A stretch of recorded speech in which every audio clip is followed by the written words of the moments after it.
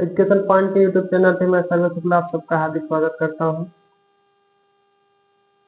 जैसा कि जानते हैं इस समय दिल्ली सल्तनत पढ़ाया जा रहा है। दिल्ली सल्तनत में आप लोगों ने कुतुबुद्दीन ऐबक और इल्तुतमिश के बारे में पढ़ लिया है और आज की क्लास में पढ़ाया जाएगा रजिया सुल्तान।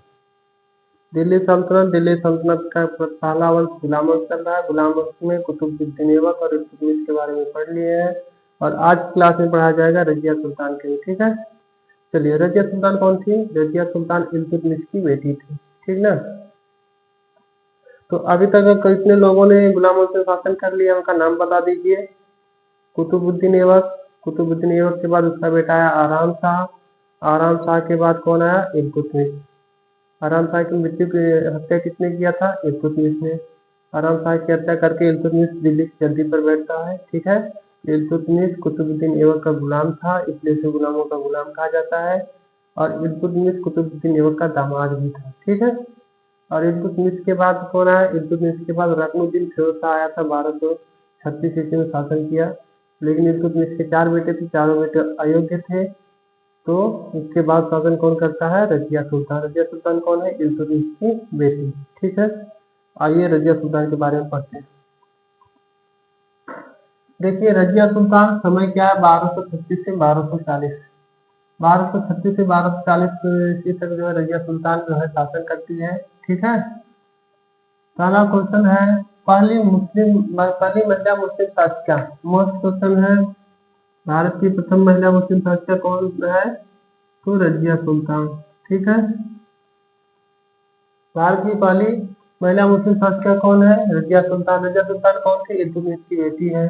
रजिया सुल्तान जब शासिका बनी तो क्या करती है? कुलाह और चोंगा। कुलाह मतलब होता है टोपी, चोंगा मतलब होता है काबा। ठीक है, काबा का मतलब यह है कि जैसे आप लोग देखते हैं राजा लोग बड़ा कोट पहन कर आते हैं, उसको काबा बोला जाता है, और वो जो टोपी पहन कर आते हैं उसके कुलाह। ठीक है, तो रजिया सुल्तान जब शासिका बनती है तो ये क्या होता है? टोपी और काबा पहनकर, कुलाह और चोंगा पहनकर राज दरबार में खुले मुंह आने लगी। मतलब पर्दा प्रथा को त्याग कर वह दरबार में आने लगी।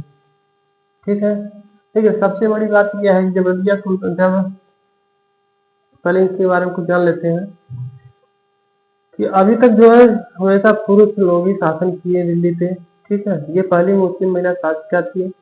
तो इसको गद्दी पर बैठने से पहले इसके दरबार के जो दरबारी थे, ठीक है, उन लोगों को काफी जलन हो रहा था। वो नहीं चाहते थे कि हम लोगों के ऊपर कोई महिला शासन करे।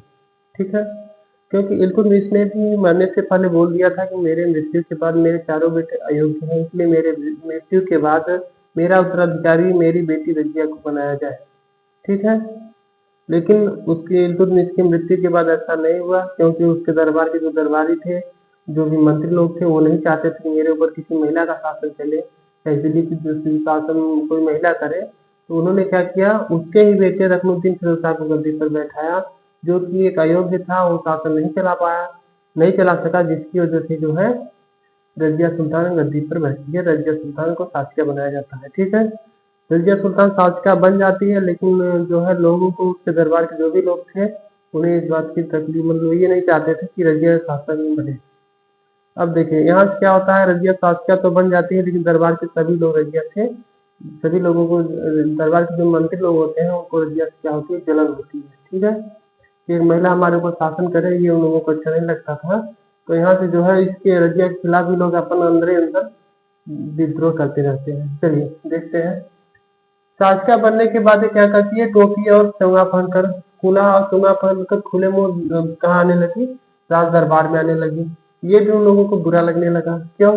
क्योंकि कुरान में कहा गया है, ठीक है, कि महिलाओं को जो है मुंह ढक के आनी चाहिए। ठीक ना। तो ये क्या करती थी? राजा की तरफ खुले मुंह अपना आती थी, तो कुला और चोंगा पहनकर। पहला तो यहाँ से ये इस चीज का भी जलन मंत्रियों को होने लगा। दूसरा काम, अभी तक जितने लोगों ने शासन किया, उन लोगों ने अपना मंत्री या अपना गुलाम या जो कुछ ये है, वो तुर्की लोगों को ही बनाया था। इसने क्या किया?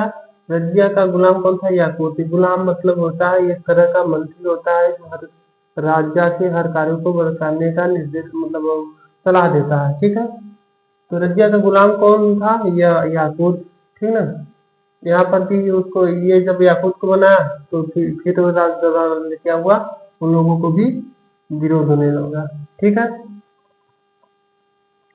रजिया ने गुलाम किसको बनाया, याकूत को बनाया। ठीक है, याकूत जो अल्तुनिया के विद्रोह में मारा गया, इसका जो गुलाम था याकूत, अल्तुनिया से आगे जाकर विद्रोह होता है रजिया का, उसे मारा जाता है। ठीक है, चलिए, तो सबसे बड़ी बात यह है कि जब रजिया सुल्तान शासिका बनती है तो लोगों को, वहाँ के दरबार के लोगों को जो है बुरा लगता है, वो चाहते हैं कि रजिया को कितना जल्दी जल्दी से हटा दिया जाए। ठीक है, तो इस तरह की भावनाएं लोगों के अंदर रहती है। चलिए आगे देखिए। अब देखिए रजिया के खिलाफ अल्तुनिया का विद्रोह। अल्तुनिया जो जगह है भटिंडा पंजाब, भटिंडा पंजाब का एक व्यक्ति है अल्तुनिया, जो रजिया के खिलाफ क्या करता है, विद्रोह कर रहा था। और विद्रोह करने की वजह से अल्तुनिया क्या करती है, रजिया सुल्तान जो है अल्तुनिया के पास जाती है उस विद्रोह को दबाने के लिए। ठीक ना, और वहां पर क्या होता है, रजिया को अल्तुनिया कैद कर लेता है। ठीक, कहाँ पे कैद करता है, किला ए मुबारक में। किला ए मुबारक कहाँ पर है, भटिंडा पंजाब में है। ठीक ना, चलिए, तो रजिया के खिलाफ अल्तुनिया का विद्रोह। अल्तुनिया कहाँ का शासक है, भटिंडा पंजाब का शासक है। भटिंडा पंजाब का शासक है अल्तुनिया। अल्तुनिया जो है रजिया का विद्रोह करता है, और इस विद्रोह को दबाने के लिए रजिया कहाँ जाती है, भटिंडा जाती है अल्तुनिया से लड़ाई करने के लिए। किसके साथ जाती है, तो याकूत को लेकर जाती है, और उसी अल्तुनिया के विद्रोह में याकूत को मार दिया जाता है। याकूत को जब मार दिया जाता है तो रजिया क्या होती है, कमजोर पड़ जाती है, रजिया को कैद भी कर लिया जाता है। कौन करता है, अल्तुनिया। अल्तुनिया जो है रजिया को कैद कर लेता है, कहाँ से करता है, किला ए मुबारक में। किला ए मुबारक की जगह पे भटिंडा पंजाब में। ठीक है, उस जगह का नाम है भटिंडा और राज्य का नाम है पंजाब, जहाँ पर जो है किला ए मुबारक है, जिसमें अल्तुनिया ने किसको कैद किया था, रजिया सुल्तान को कैद कर लिया था। ठीक है, चलिए अब देखिए, जब रजिया सुल्तान को कैद कर लिया जाता है, अब रजिया सुल्तान को कैद कर लिया गया, उसका जो सेनापति याकूत था उसको मार दिया गया, तो रजिया को कमजोर हो गई। और उसके कैद करने के बाद दिल्ली के जो लोग थे वो बहुत खुश हुए, पार्टी मनाने लगे। चलिए, अब तो ठीक है। इसी बीच क्या हुआ, अल्तुनिया को जब रजिया को कैद कर लिया गया तो रजिया ने क्या है, अपना दिमाग लगाया, और वो क्या करती है, अल्तुनिया से शादी कर लेती है। ठीक है, अपनी शासन को, अपनी जो है अपनी शक्ति को बढ़ाने के लिए दुनिया से शादी कर लेती है। दुनिया से बोलती है कि अगर आपको हमें मारकर क्या मिलेगा, अगर आप हमसे शादी कर लेते हैं तो हम दोनों लोग चल के दिल्ली की गद्दी पर शासन करेंगे। ठीक है, इस तरह से दुनिया भी मान जाता है, दुनिया और रजिया सुल्तान की शादी हो जाती है। और शादी करने के बाद जब वो वापस आ रही होती है तो एक जगह होता है कैथल। बठिंडा से शादी करने के बाद वो वापस आती है कैथल। कैथल कहाँ पड़ता है, हरियाणा में। उसी जगह पे उसकी जो है हत्या कर दी जाती है। ठीक ना, उसकी मृत्यु हो जाती है और उसको मार दिया जाता है। कब मारा जाता है, उसकी मृत्यु कब होती है, 13 अक्टूबर 1240 ईस्वी में। मकबरा कहाँ पर है, कैथल हरियाणा में। ठीक है, किसका मकबरा, तो रजिया सुल्तान का। रजिया सुल्तान का मकबरा कहाँ पे है, कैथल हरियाणा में। मृत्यु कब हुई, 13 अक्टूबर 1240 को। ठीक है, चलिए, तो रजिया से बहुत सारे क्वेश्चन नहीं बनते हैं, ये तो कहानी थोड़ी सी आपको बता दी गई रजिया के बारे में अगर क्लास चलाया जा रहा है तो।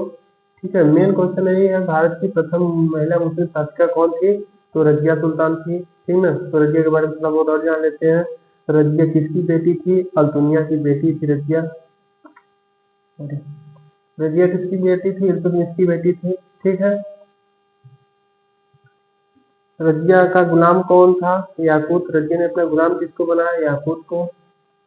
जो जो मुझे थोड़ा थोड़ा पढ़ लीजिएगा बाकी। ठीक है, रजिया का गुलाम कौन था, याकूत, जहाँ से क्वेश्चन बनते हैं। ठीक है, पहली महिला मुस्लिम शासक कौन सी, रजिया। ठीक है, बाकी कुलाव टोपी पहनकर आती है बात अलग है। इसके बाद रजिया को, ये है आपका रजिया रजिया को कैद किसने किया, दुनिया ने कहाँ पर किया था, किला ए मुबारक में।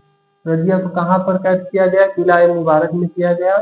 ठीक है, कौन किया था, दुनिया ने किया था। दुनिया कहाँ पर, भटिंडा पंजाब का शासक था। ठीक है, फिर रजिया की शादी किसके साथ हुई, दुनिया को, और उसकी मृत्यु कब हुई, और उसका मकबरा।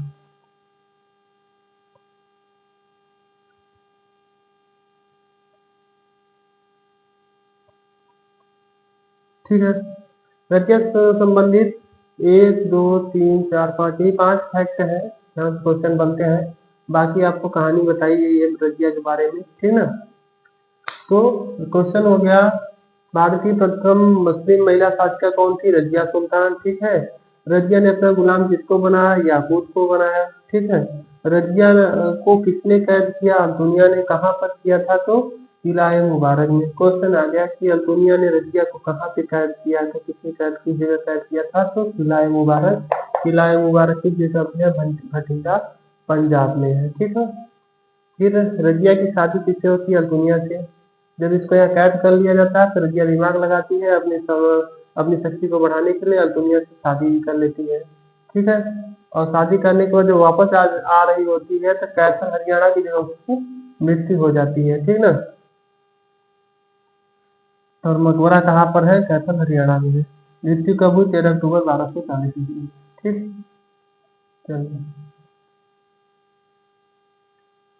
तो ये रही रजिया सुल्तान के बारे में, ठीक ना। एक बार फिर से रजिया सुल्तान की कहानियों को समझते हैं।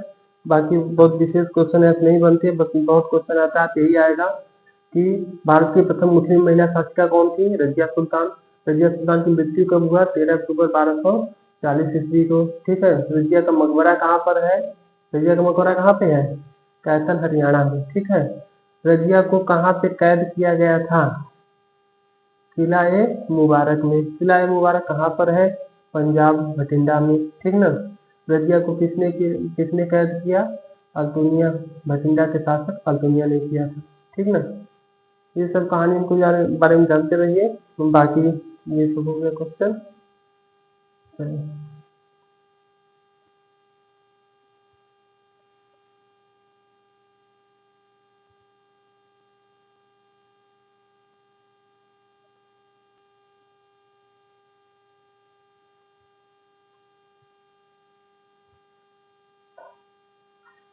चलिए, अभी तक हम लोग रजिया सुल्तान के बारे में पढ़े हैं, ठीक है। रजिया सुल्तान के बारे में आप लोगों ने क्या देखा है? रजिया सुल्तान जब शासिका बनती है तो है कि जो राज दरबार के जो भी लोग को रजिया से जलन होती है उनका विद्रोह करते हैं और लास्ट में वो अपने मिशन में भी सक्सेस हो जाते हैं और उसकी मृत्यु हो जाती है, उसकी हत्या करवा देते हैं। कहाँ पे? कैथल हरियाणा में, ठीक ना। कैथल हरियाणा में रजिया की मृत्यु हो जाती है। और मृत्यु होने के बाद फिर जो है दिल्ली की गद्दी पर शासक बनाया जाता है। किसको बनाया जाता है? तो बहराम शाह को। कौन बनता है? बहराम शाह। बहराम शाह कौन है? इल्तुतमिश का पुत्र, ठीक है। इल्तुतमिश के बाद उसका बेटा था रगनुद्दीन फिरोज शाह, ठीक है। रगनुद्दीन फिरोज शाह शासन नहीं चला पाया। रजिया सुल्तान बैठी, रजिया सुल्तान शासन कर रही थी तो लोगों को जलन हुआ और उन्होंने क्या किया? रजिया सुल्तान की मृत्यु हत्या करा देते हैं। और उसकी हत्या कराने के बाद फिर उसके गद्दी पर किसको बैठाते हैं? उसके पुत्र, अगले दूसरे पुत्र को, बहराम शाह को। बहराम शाह जो है दिल्ली की गद्दी पर बैठता है, ठीक है। उसका शासन का 1240 से 1242 तक वो शासन करता है। बहराम शाह इल्तुतमिश का पुत्र था। इसको शासक बनाने में मदद किसने किया था? यजगिन। अब यजगिन कौन है? यजगिन जो है उस दरबार का एक साधारण सा व्यक्ति था, मतलब एक मंत्रियों में से, उस दरबार के मंत्रियों में से एक था जो क्या करता है कि बहराम शाह को क्या बनाता है? शासक बनाता है, ठीक है। चलिए, एतजीन जो है कहाँ कब इसके बारे में देखिए, ये हाईलाइटेड कब हुआ? जब रजिया सुल्तान गद्दी पर बैठती है तो ये सोचता है कि अब हमें भी अधिकार मिलेंगे, ठीक ना। रजिया जो है हमें भी अधिकार देगी, हमें भी जो है अपने कामों में बोलेगी मंत्री बनाएगी। लेकिन हुआ ऐसा होता नहीं है। रजिया क्या करती है? यादगीन को न बनाकर अपना गुलाम किसको बना लेती थी? याकूत को, ठीक है। इसलिए यादगीन को क्या हुआ था? जलन हो रहा था और ये एडमिन को जलन हो रहा था। अब यहाँ पर क्या हुआ? जब बहराम शाह को शासक बनाने में मदद किसने किया था? यदगिन ने। यदगिन ने जब बहराम शाह को शासक बना दिया तो बहराम शाह ने क्या किया? खुशी से इसको क्या किया? नायब मुवालिकात, एक पद होता है नायब मुवालिकात, ठीक ना। नायब मुवालिकात किसको बनाया? यदगिन को। कौन बनाया? बहराम शाह ने, ठीक ना। क्यों बनाया? क्योंकि भाई इसने शासक बनाने में इसकी मदद की थी। अब नायब ए मुवालिकात क्या होता है? नायब ए मुवालिकात आज के समय में जो प्रधानमंत्री का पद है वो उस समय में नायब मुवालिकात मतलब जितनी शक्तियां प्रधानमंत्री को है उस समय के नायब मुवालिकात के पास होती थी। प्रधानमंत्री क्या है, देखिए कार्यपालिका का प्रमुख कौन होता है, राष्ट्रपति होता है, ठीक ना। लेकिन कार्य कौन करता है, प्रधानमंत्री की सलाह पर ही वो सारे कार्य करता है, ठीक है। सर्वोच्च अधिकारी जो है राष्ट्रपति है, लेकिन वो जो कुछ भी काम करेगा बिना प्रधानमंत्री की सलाह के नहीं कर सकता। तो प्रधानमंत्री का पद समझ में आ गया। प्रधानमंत्री सब कुछ होता है और जो मेन होता है राजा वो नाम मात्र होता है, ठीक ना। वही काम यहाँ पर हुआ। नायब मुवालिकात का पद किसे दिया गया, यतगीन को। कौन दिया, बहराम शाह ने। बहराम शाह ने यतगीन को नायब मुवालिकात का पद दिया, ठीक ना। पहला क्वेश्चन है कि नायब मुवालिकात पर का पद धारण करने वाला प्रथम व्यक्ति कौन था, यतगीन था, ठीक ना। चलिए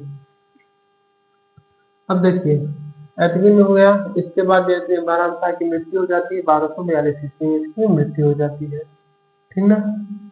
इसकी मृत्यु के बाद देखिए अब बहराम शाह के बारे में बहुत ज्यादा कुछ नहीं करना है, ठीक है। इससे पता होना चाहिए कि अभी तक कितने लोगों ने दिल्ली सल्तनत में शासन किया, उनका नाम पता रहना चाहिए, क्योंकि क्वेश्चन आ जाता है इनमें किन लोगों ने दिल्ली सल्तनत में शासन भी किया, ठीक है। तो इस तरह से आप जानते रहिए। अभी तक जितने लोगों का नाम पढ़े नाम बता दीजिए। सबसे पहले आपने कुतुबुद्दीन ऐबक को पढ़ा, कुतुबुद्दीन ऐबक के बाद किसका नाम आया, आराम शाह का। आराम शाह के बाद इल्तुतमिश, इल्तुतमिश के बाद रत्नुद्दीन फिरोज शाह, रत्नुद्दीन फिरोज शाह के बाद कौन आया है, रजिया सुल्तान, रजिया सुल्तान के बाद बहराम शाह, ठीक है। चलिए तो बहराम शाह तक कहानी पहुंच गई। बहराम शाह के बाद आपको बहराम शाह के बारे में समझना है, बस यही है कि नायब मुवालिकात का पद धारण करने वाला प्रथम व्यक्ति कौन था, यतगीन। बहुत क्वेश्चन डीप पूछेगा तब ये क्वेश्चन आएगा, नहीं तो यहाँ तो इजी क्वेश्चन नहीं बनता है, ठीक ना। कुछ क्वेश्चन छूटे ना, इसलिए मैं बता दे रहा हूँ। अगर बहराम शाह से संबंधित बहुत हार्ड पेपर बनाया, ये क्वेश्चन आ जाएगा नायब मुवालिकात का पद धारण करने वाला प्रथम व्यक्ति कौन था, तो यतगीन या फिर बहराम शाह ने अपना नायब मुवालिकात किसे बनाया, तो यतगीन को बनाया था, ठीक है। चलिए इसके बाद बहराम शाह की मृत्यु 1242 में हो जाती है। बहराम शाह की मृत्यु के बाद मसूद शाह 1242 से 1246 तक शासन करता है। ये कोई विशेष काम इसका नहीं रहता है, ठीक है। मसूद शाह के बाद नासिरुद्दीन महमूद आता है 1246 से 1266 ईस्वी तक, ठीक है।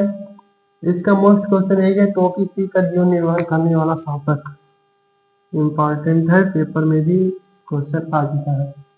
ऐसा कौन सा शासक था जो टोपी सीकर अपना जीवन निर्वाह करता था, बताइए। शासक होने के बाद भी वो अपना टोपी सीने का धंधा करता था, बिजनेस करता था, टोपी सीता था, टोपी सी कर बेचता था, उससे जो पैसा आता था उससे वो अपना खर्च चलाता था, ठीक है। ये इस तरह का शासक कौन था, नासिरुद्दीन महमूद, ठीक है। टोपी सीकर जीवन निर्वाह में ऐसा क्यों करता था, क्योंकि कुरान में लिखा गया है कि व्यक्ति को एकदम अत्यंत सादा जीवन व्यतीत करना चाहिए, ठीक ना। तो वो जो है सादा जीवन कुरान के हिसाब से चलता था, इसलिए जो है अपना टोपी सीकर जीवन निर्वाह करता था। अब बात ये आई कि जब वो टोपी सीकर अपना जीवन चला रहा था, मतलब वो अपना टोपी सीने का बिजनेस कर रहा है, तो उस टाइम पे शासन कैसे चल रहा था, तो इसने भी अपना नायब मुवालिकात बनाया था, किसको, बलबन को। नासिरुद्दीन ने नायब मुवालिकात किसको बनाया, बलबन को। तो ये तो अपना टोपी सीने का बिजनेस कर रहा था, टोपी सीकर सीता था, उसको बेचता था, उससे जो पैसा था आता था उससे अपना खर्च चलाता था, ठीक है। चलिए तो जब ये अपना बिजनेस कर रहा होता है तो उसमें शासन कौन देख रहा था, तो इसने नायब मुवालिकात बनाया था बलबन को, तो शासन बलबन ही देख रहा था। बलबन को जब नायब मुवालिकात बनाया तो बलबन ने क्या किया, अपनी बेटी की शादी भी नसरुद्दीन से कर दिया, तो बलबन का ये दामाद भी था, ठीक है। तो इस वाले स्लाइड में बहुत सारे क्वेश्चन नहीं है, ठीक ना। आपको जितने भी शासक उनका थोड़ा सा नाम पता रहना चाहिए, इसके लिए है। और एक दो फैक्ट जरूरी है कि बहराम शाह ने नायब मुवालिकात किसे बनाया, तो यतगीन को बनाया। बलबन ने नसीरुद्दीन महमूद ने नायब मुवालिकात किसे बनाया, तो बलबन को बनाया। ऐसा कौन सा शासक है जो टोपी का जीवन निर्वहन करने वाला शासक कौन था, नसीरुद्दीन महमूद, ठीक ना। ये बहुत मोस्ट क्वेश्चन है, टोपी का जीवन निर्वहन करने वाला शासक कौन था, नसीरुद्दीन महमूद, ठीक ना। इस वाले स्लाइड से क्वेश्चन ऊपर ऊपर से अगर आता है तो बस यही आएगा, ये ऐसा कौन सा शासक था, दिल्ली सल्तनत का कौन सा शासक जो टोपी का अपना जीवन निर्वहन करता था, तो नसीरुद्दीन महमूद खान, ठीक ना। और क्वेश्चन क्या है जिससे वो पूछा गया, तो बहराम शाह ने अपना नायब-ए-मुवालिकात किसे बनाया? बहराम शाह ने अपना नायब-ए-मुवालिकात किसे बनाया? तो किसे बनाया था? एतजुल को बनाया था, ठीक है। नासिरुद्दीन महमूद ने अपना नायब-ए-मुवालिकात किसे बनाया? तो बलबन को बनाया, ठीक ना। नायब-ए-मुवालिकात क्या होता है? नायब-ए-मुवालिकात ये आज के समय में एक तरह से पीएम का पद है। जिस तरह से प्रधानमंत्री की शक्तियां हैं कि कार्यपालिका का प्रमुख जो है राष्ट्रपति होता है, लेकिन सारे कार्य कौन करता है? और सभी कार्य जो है प्रधानमंत्री की सलाह पर किए जाते हैं, ठीक है। उसी तरह से नायब-ए-मुवालिकात उस समय का पद था। नायब-ए-मुवालिकात का मतलब यही है, राजा नाम क्या ही रहेगा, उसके सारे काम जो है नायब-मुवालिकात के पद पर जो व्यक्ति रहता है वो करता है, ठीक है। इस तरह से ये क्लास खत्म होती है। इसके बाद आपकी क्लास चलेगी बलवन की, ठीक ना। चलिए अभी इस स्लाइड में आप लोगों ने क्या क्या पढ़ा उसको एक बार फिर से रिवाइज कर दिया जाए। क्लास की शुरुआत रजिया सुल्तान से किया गया है। जो जो क्वेश्चन बनते हैं ऊपर ऊपर से क्वेश्चन बता दिया जाए, ठीक है। चलिए रजिया सुल्तान, दिल्ली सल्तनत की पहली महिला मुस्लिम शासिका कौन थी? दिल्ली सल्तनत की प्रथम महिला मुस्लिम शासिका कौन थी? रजिया सुल्तान, ठीक है। रजिया सुल्तान, रजिया सुल्तान किसकी बेटी थी? इल्तुतमिश की। रजिया सुल्तान की मृत्यु कब हुई? 1240 ईस्वी में। कहाँ पर हुआ था? कैथल हरियाणा में। रजिया सुल्तान की मृत्यु कब हुई? 1240 ईस्वी में कैथल हरियाणा में हुआ था, ठीक है। रजिया सुल्तान का मकबरा कहाँ पर है? कैथल हरियाणा। चलिए मकबरा की बात आ गई। मकबरा बताइए कितने लोगों का मकबरा आप लोगों ने पढ़ चुके हैं? सबका नाम बारी बारी से बताइए। सबसे पहले कुतुबुद्दीन ऐबक का मकबरा कहाँ पर है? लाहौर में, ठीक है। दूसरा मकबरा सुल्तानगढ़ी का मकबरा दिल्ली में। इल्तुतमिश का मकबरा कहाँ पर है? दिल्ली में है। और इसके बाद अब किसका नंबर आया? रजिया सुल्तान। रजिया सुल्तान का मकबरा कहाँ है? कैथल हरियाणा में, ठीक है। मकबरा के बारे में हो गया। रजिया सुल्तान के बारे में आप लोगों ने पढ़ा। रजिया सुल्तान की कहानी थोड़ी सी बताइए, तो कहानी को फिर से समझ लीजिए और क्वेश्चन आए नया नई कहानी को जानते रहिए। रजिया सुल्तान को जो शासिका बनाया जाता है तो वहाँ के जो दरबारी थे वो उसके बहुत खिलाफ थे, क्योंकि वो नहीं चाहते कि हमारे ऊपर किसी महिला का शासन चले, ठीक है। तो उन लोगों ने क्या किया? रजिया का विद्रोह करना शुरू कर दिया और वो चाहते थे कितनी जल्दी रजिया को गद्दी से हटा दिया जाए। और इसी बीच एक जो है भटिंडा जगह है, पंजाब में पड़ता है। भटिंडा के शासक अल्तुनिया अल्तुनिया भी जो है रजिया का विद्रोह कर रहे थे, ठीक है। और इस विद्रोह में रजिया जो है इस विद्रोह को दबाने के लिए अपने सेनापति कह लीजिए गुलाम याकूत के साथ वहां जाती है। वहां पर क्या होता है? याकूत को अल्तुनिया द्वारा याकूत को मार दिया जाता है और रजिया सुल्तान को कैद कर लिया जाता है। रजिया सुल्तान को किस जगह से कैद किया जाता है? तुम किला ए मुबारक में, ठीक ना। किला ए मुबारक कहाँ पे है? भटिंडा पंजाब में। भटिंडा पंजाब में किला ए मुबारक में रजिया को कैद कर लिया जाता है। जब रजिया कैद हो जाती है तो वो अपना वहाँ दिमाग लगाती है। दिमाग यह लगाती है कि उसका सेनापति मारा गया। दिल्ली की जनता उसको पसंद नहीं करती थी, वो शासक रहे, ठीक है। इस तरह से वो अपने आप को कमजोर समझ रही थी।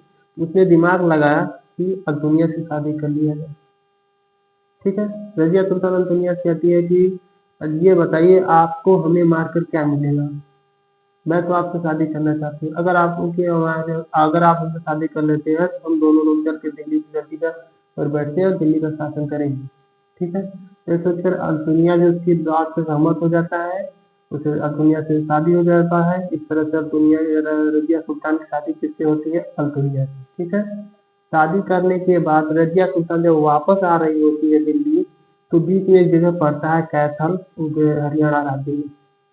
उसी जगह पर डाकुओं द्वारा रजिया सुल्तान की हत्या कर दी जाती है, ठीक है। इस तरह से 13 अक्टूबर 1240 ईस्वी को रजिया की मृत्यु हो जाती है और उसी जगह पर कैथल हरियाणा में ही रजिया का मकबरा भी बनाया गया है, ठीक है। रजिया की मृत्यु के बाद जब रजिया की मृत्यु हो जाती है तो रजिया के दरबारी लोग जो थे बहुत खुश हो जाते हैं कि अब जो है अपना अपने तरीके से चलना है, ठीक है। तो रजिया की मृत्यु के बाद वहाँ पे शासन कौन करता है, उसके बेटा इल्तुतमिश का बेटा बहराम शाह को बनाया जाता है। बहराम शाह को बनाने में, शासन बनाने में एतजीन का हाथ होता है। एतजीन उसी दरबार का एक मंत्री होता है, ठीक है। जब एतजीन ने बहराम शाह को मंत्री राजा बना देता है, तो एतजीन को बहराम शाह ने नायब-ए-मुवाली काट का पद दिया, ठीक है। नायब-ए-मुवाली काट का पद किसे दिया, एतजीन को बहराम शाह ने दिया था, ठीक है। एतजीन अब एतजीन के बाद फिर बाद में बहराम शाह की मृत्यु हो जाती है 1242 ईस्वी में। 1240 से 1242 तक बहराम शाह शासन करता है। बहराम शाह के बाद आता है मसूद शाह। मसूद शाह 1242 से 1246, इसका कोई विशेष कार्य नहीं रहता। मसूद शाह के बाद नसीरुद्दीन महमूद 1246 से 1266। मोस्ट क्वेश्चन यहाँ से नसीरुद्दीन महमूद से यही बनता है कि नसीरुद्दीन टोपी सीकर ऐसा कौन सा शासक है, टोपी सीकर जीवन निर्वहन करने वाला शासक कौन था, टोपी सीकर जीवन निर्वहन करने वाला शासक कौन था, तो नासिरुद्दीन महमूद था, ठीक है। चलिए, नासिरुद्दीन महमूद ने अपना नायब-ए-मुमालिकात किसे बनाया, किसको बनाया था, बलबन को बनाया, ठीक है। और ये इसके साथ ही एक क्लास खत्म होती है। बाकी अगली क्लास में आपको बलून के बारे में पढ़ाया जाएगा। बलून के बाद गुलाम समाप्त हो जाएगा, फिर खिलजियों को पढ़ाया जाएगा।